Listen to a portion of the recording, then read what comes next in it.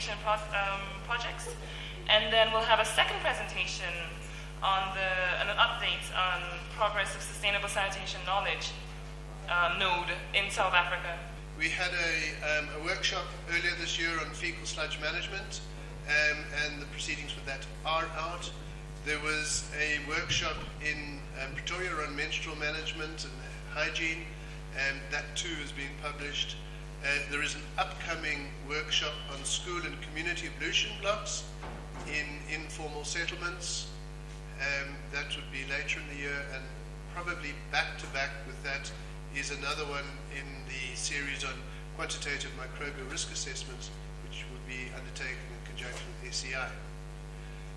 What has also been established is the Municipal Institute of Learning, MILE, and that is specifically an institution that has been set up within the municipality, and it provides municipality to municipality interaction, starting at the mayor and working down through to the people who actually do the work. So it's a full buy-in from municipalities. And Durban has partnered with municipalities in Uganda, in Zimbabwe, and I think in Nigeria. And so there is that interaction between the municipalities. New projects which are about to kick off and things that are happening, and watch this space. There's a menstrual management and sanitation project which is about to be launched. The state president announced that all indigent women would be getting free menstrual products, and there will be an opportunity to monitor that.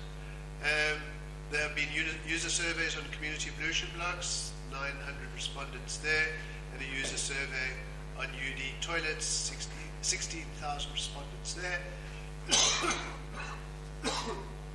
Excuse me, and the detailed reports are still outstanding.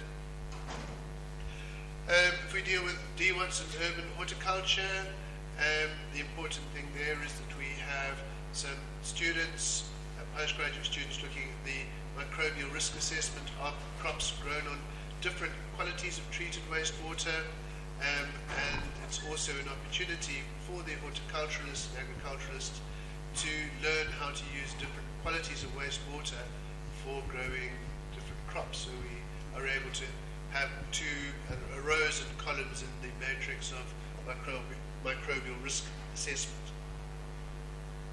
As just to show you, going clockwise from the top left-hand corner, that is our DWATS plant, where we have the wastewater from 75 households. These are lower middle class households, not really our target households, but we've got to take the waste where we can get it. And you'll see there's a vertical flow constructed wetland, horizontal flow constructed wetland, and there's also a membrane sump for membrane treatment under gravity of the wastewater. So the whole system operates without any external power supply, and it gives us a whole range of different water qualities that can be used. As you see, we tap there, top right-hand corner, we have the agricultural area at an agricultural research center of the city, where we have the growing tunnels, we have training taking place, and we're not only making food, we're making essential oils, so it doesn't really matter what we throw at the plants, it's essential oils, and the chemical workup of those into high-value products. Then, if we go away from just wastewater, if we go to our urine-related projects, then we are a site for the Eva Gates project to do with nutrients from urine. With the 75,000 urine diversion toilets, plus the expected 1,000 community ablution blocks, we have an ideal opportunity to collect enough urine to sink a battleship. The idea is then to recover nutrients from it. The stages that we've got to now, we've had one master student completed a survey on microbial content of collected urine. Remember, this is pooled urine from many households. And we have someone about to start looking at pharmaceutical residuals in this pooled urine.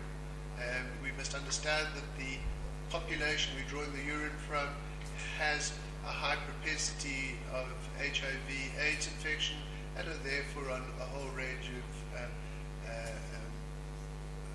pharmaceutical products.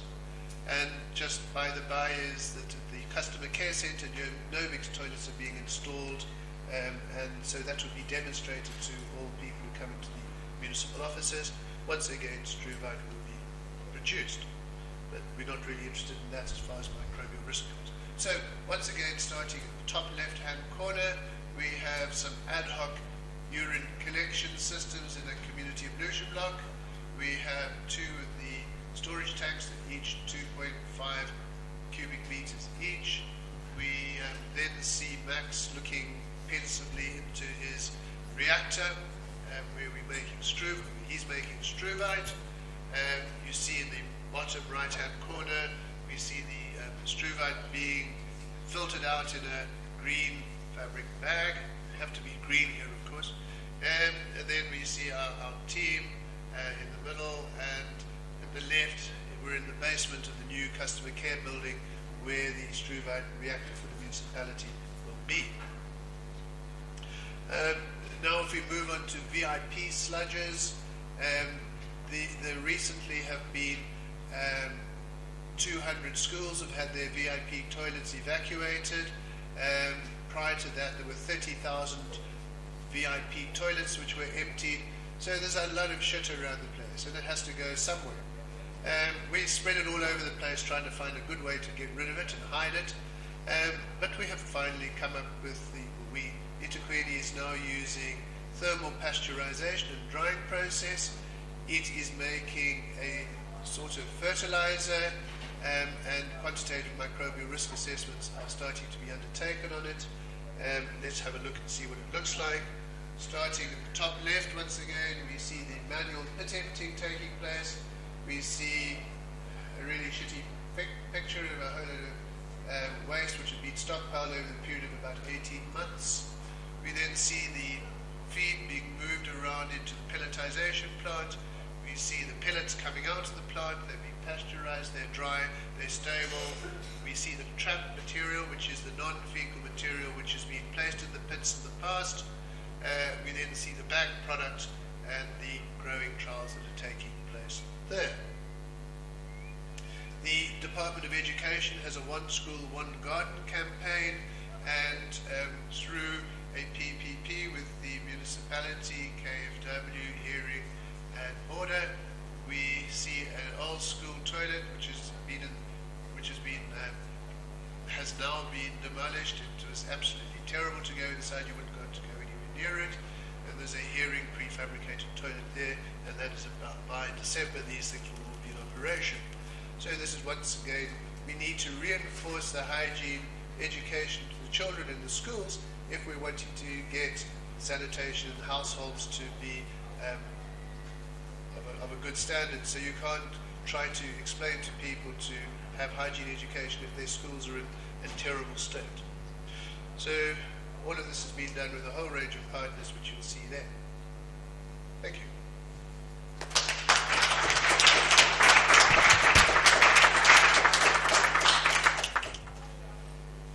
Right, you don't get rid of me as easily as that. Right, as you might gather, I'm actually not the author of this presentation. However, I happen to be here and she wasn't, so therefore you've got to put up with me. Right, what has happened is fairly recently a knowledge hub has been created for Southern Africa. So this is the Southern Africa Water Hub, and it's part of the UKZN RES program, and it's also part of the WIN-SA network. So I'm going to just run through it very quickly. I didn't prepare it, so don't ask me any very clever questions. I think we all know the sanitation challenge, and we realize that if we have to get there, we need to share knowledge, we need to share experience. So that is really the background behind this knowledge hub. So it's one of the knowledge hubs under the UKZN RES program. The funding is from SEDA through SEI, and its partnership is with the Water Research Commission of South Africa and SEI, and this MOU is signed last year. And its focus is on southern Africa. And the aims, I think, as we've heard, but other aims similar to this, other hubs to facilitate and coordinate capacity development and skills development. And I think we all understand the necessity for sharing, so let us not share that any longer. So what is it trying to do? It's to document knowledge, because a lot of activities take place, but the documentation sometimes is not so good. It is to create this learning culture where people can talk to each other, they can network with each other, and it fits in with what we heard earlier in the multimedia approach that SuSanA has. It's an ongoing and wanting to institutionalize it, and so the Water Research Commission, as being the centre for this hub, has its mandate to document and disseminate information on sanitation. So there is the opportunity that it's going to continue when any funding does terminate. The funding for the Water Research Commission will be there. So then will be knowledge dissemination and capacity building.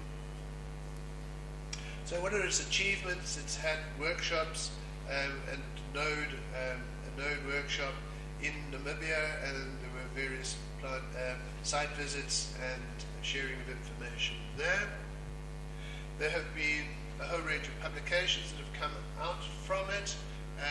What to do when the pit is full, field notes from Zimbabwe, and he's been very involved in that. There is some learning experiences that took place with partnerships with people from Uganda. There was further proceedings from when the pit is full, publication of sanitation, urban sanitation, and biogas production in Lesotho. Carrying on, there is a web page where all this information is available. Going back again to some of the achievements, this is the capacity building support to Uganda Civil Society. It was a learning journey there. Seppo's laboratory, she is a very charismatic woman who promotes urban agriculture in southern Africa, and people have visited her farm and laboratory, she calls it, and been involved there. Grounding, instead of sitting in functions like this all the time, a lot of the workshops are grounded in visits to communities and to work with, visit, spend time with contractors and consultants and people who are actually doing the rollout of sanitation, community people to understand the reality on the ground, instead of being up in the air as we are on the 5th floor. There were various seminars in conjunction with health departments and UNICEF, the Fecal Sludge Management Conference, the Menstrual Management, Hygiene Management Conference in earlier on this year. So there we have it. That is the Water and Sanitation Hub of UKZN and the Water Research Commission. Thank you.